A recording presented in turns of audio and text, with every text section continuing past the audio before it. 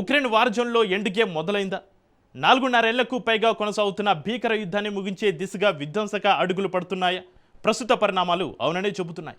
రీసెంట్గా బ్రిటన్ ప్రధానిగా బాధ్యతలు చేపట్టిన బర్న్హమ్ యుద్ధ భూమిలో అడుగుపెట్టి ఉక్రెయిన్కు అత్యాధునిక ఆయుధాలు ఆఫర్ చేస్తే పుతిన్ ఏకంగా 3 లక్షల మంది సైనికులను సిద్ధం చేస్తున్నారని జెలెన్స్కీ సంచలన ఆరోపణలు చేశాడు. ఈ పరిణామాలు యుద్ధాన్ని ముగింపు వైపు నడిపిస్తున్నాయా లేక ప్రపంచ దేశాలను యుద్ధంలోకి లాగబోతున్నాయా అన్న సందేహాలు వ్యక్తమవుతున్నాయి. ఇంతకు ఉక్రెయిన్ వార్ జోన్లో అసలేం జరుగుతుంది? పుతిన్ నిజంగా 3 లక్షల మంది సైనికులను సిద్ధం చేస్తున్నారా? బ్రిటన్ పీఎం కీవ్ పర్యటన వెనక అసలు వ్యూహం ఏంటి? Watch it. కీవ్లో బర్న్హమ్ సంచలన ఆరోపణలు చేసిన జెలెన్స్కీ. పుతిన్ నిజంగా 3 లక్షల మంది సైనికుల్ని సిద్ధం చేశారా?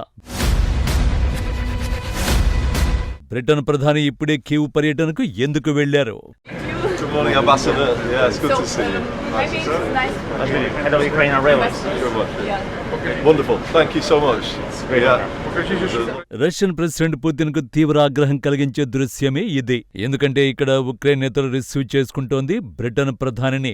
ఉక్రెయిన్ 35వ స్వాతంత్ర్య దినోత్సవం సందర్భంగా యాండీ బోన్హామ్ కీవ్ పర్యటనకు వెళ్లాడు. కానీ ఈ పర్యటనను పుతిన్ చాలా సీరియస్ గా తీసుకుంటారు. అందుకారణం ఇటీవల యాండీ బోన్హామ్ రెచ్చగొట్టేలా ప్రకటనలు చేయడమే. రష్యాపై ఉక్రెయిన్ చేస్తున్న డ్రోన్ దాడుల వెనుక లండన్ హస్తం ఉందని తేలడంతో క్రెమ్లిన్ తీవ్రంగా స్పందించింది. ఉక్రెయిన్ కి ఇలాగే మద్దతు ఇస్తే ఇంతకింత అనుభవించాల్సి ఉంటుందని వార్నింగ్ ఇచ్చింది. అప్పుడు బర్న్హమ్ కూడా 100కు 100% ఉక్రెయిన్ కు సహాయం చేస్తామని అంతే ధీటుగా బదిలిచ్చాడు. సీన్ కట్ చేస్తే ఇప్పుడు కీవ్ లో దిగి నేరుగా పుతినే సవాల్ చేశాడు. తాజా కీవ్ పర్యటనలోనూ ఆ దిశగానే అడుగులేశాడు.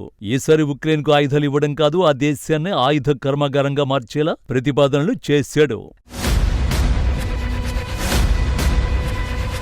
యాండీ బోన్హామ్ కీవ్ పర్యటనలో తీసుకున్న అత్యంత సంచలనాత్మక నిర్ణయం యూకే, ఫ్రాన్స్ సంయుక్తంగా అభివృద్ధి చేసిన శక్తివంతమైన స్కాల్ప్ లేదా Storm shadow long range cruise క్షిపణి సాంకేతిక పరిజ్ఞానాన్ని ఉక్రెయిన్ తో పంచుకోవడానికి గ్రీన్ సిగ్నల్ ఇవ్వడం. రక్షణ దిగ్గజ సంస్థ ఎంబీడీఏ ద్వారా బ్రిటిష్ తయారీ కీలక విడిభాగాలకు సంబంధించిన క్లాసిఫైడ్ డేటాను విడుదల చేయడానికి అనుమతించారు. దీనర్థం ఇకపై ఉక్రెయిన్ సైన్యం కేవలం విదేశీ సరఫరాల కోసం ఎదురుచూడకుండా తమ భూభాగంలోనే ఈ ప్రాణాంతక క్షిపణులను అసెంబుల్ చేసుకునే పూర్తి సాంకేతిక వెసులుబాటును దక్కించుకోనుంది. ఈ పరిణామం వార్ జోన్లో ఉక్రెయిన్ సైనిక వ్యూహాన్ని సమూలంగా మార్చేయనుంది. ఇప్పటివరకు పాశ్చాత్య దేశాలు ఆయుధ సరఫరాల్ని నిలిపేస్తాయేమోనన్న అనిశ్చితి కీవ్ సైన్యానికి తీవ్ర ఆటంకంగా ఉండేది. ఇప్పుడు ఈ బదిలీతో పాటు బ్రిటన్ ప్రోత్సాహంతో నడుస్తున్న ప్రాజెక్టు బ్రేక్ స్టాప్ ద్వారా తక్కువ ఖర్చుతో కూడిన దీర్ఘశ్రేణి స్ట్రైక్ ఆయుధాలు, అధునాతన డ్రోన్లు స్వదేశంలోనే భారీ ఎత్తున ఉత్పత్తి చేసే వెసులుబాటు కలుగుతుంది.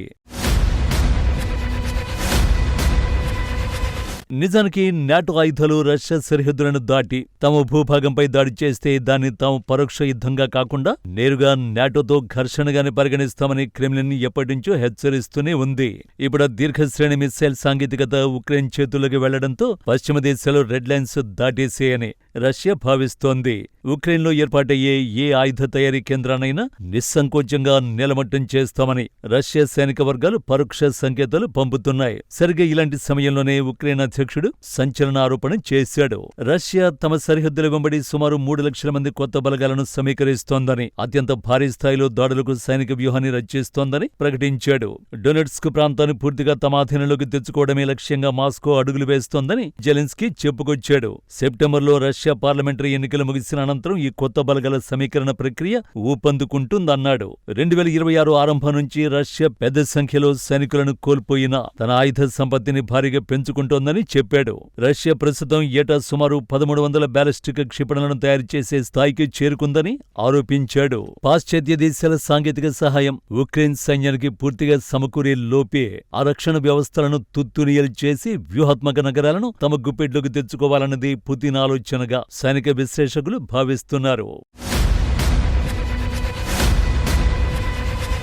మరోవైపు ఉక్రెయిన్ కేవలం రక్షణాత్మక వైఖరికి పరిమితం కావడం లేదు. స్వదేశీ డ్రోన్లు, స్కాల్ప్ సాంకేతికతతో కూడిన లాంగ్ రేంజ్ మిసైళ్లు ఉక్రెయిన్ వద్ద భారీగా సిద్ధమైతే యుద్ధక్షేత్రం రష్యా అంతర్భాగంలోకి విస్తరించడం ఖాయం. సరిహద్దులకు 100 కిలోమీటర్ల దూరంలో ఉన్న మాస్కో, సెయింట్ పీటర్స్బర్గ్ సమీపంలోని కమాండ్ సెంటర్లు, ఆయుధ డిపోలు, ప్రధాన లాజిస్టిక్స్ మార్గాలు, చమురు శుద్ధి కర్మాగారాలే లక్ష్యంగా ఉక్రెయిన్ ప్రతీకార దాడులను మరింత తీవ్రతరం చేయాలని చూస్తోంది. ఈ పరిణామాలే యుద్ధం సరిహద్దులు దాటబోతోందా అన్న అనుమానాలకు కారణమవుతున్నాయి. ఒకవేళ ఉక్రెయిన్ ప్రయోగించే మిస్సైళ్లు రష్యా నగరాల్లో విధ్వంసాన్ని సృష్టిస్తే రష్యా తన అణ్వాయుధ సిద్ధాంతాన్ని తెరపైకి తెచ్చే ప్రమాదం లేకపోలేదు. అంతేకాకుండా కీవ్కు నేరుగా క్షిపణి పరిజ్ఞానాన్ని, సహాయాన్ని అందిస్తున్న బ్రిటన్, ఇతర యూరోపియన్ దేశాల సైనిక స్థావరాలను కూడా లక్ష్యంగా చేసుకుంటామని మాస్కో హెచ్చరిస్తోంది. పుతిన్ రెచ్చగొడితే రష్యా ఎలాంటి తీవ్ర నిర్ణయాలు తీసుకుంటుందో చరిత్ర ఇప్పటికే నిరూపించింది. ఇప్పుడు జెలెన్స్కీ ఆరోపిస్తున్నట్లుగా క్రెమ్లిన్ ఏకంగా 3 లక్షల మంది సైన్యాన్ని యుద్ధభూమిలోకి దించితే అది కేవలం సరిహద్దు ఘర్షణగా మిగలదు, ఉక్రెయిన్ నాశనానికి దారితీసే విధ్వంసమవుతుంది. మరోవైపు అగ్నికాజ్యం పోస్తున్నట్లుగా బ్రిటన్ అత్యాధునిక లాంగ్ రేంజ్ మిసైల్ టెక్నాలజీని నేరుగా కీవ్కు అప్పగిస్తూ రష్యా రెడ్ లైన్స్ ని దాటేసింది. స్వదేశీ డ్రోన్లు, స్కాల్ప్ క్షిపణులతో ఉక్రెయిన్ కనుక రష్యా నగరాల లోతుల్లోకి విరుచుకుపడితే మాస్కో తన అణ్వస్త్ర సంఖ్యలను తెంచుకునే ప్రమాదమూ లేకపోలేదు. మొత్తంగా ఉక్రెయిన్ వార్ జోన్ ఇప్పుడు అత్యంత భయానకమైన ఎండ్ గేమ్ దశలోకి ప్రవేశించినట్టు కనిపిస్తోందన్నది మాత్రం స్పష్టమైపోతోంది.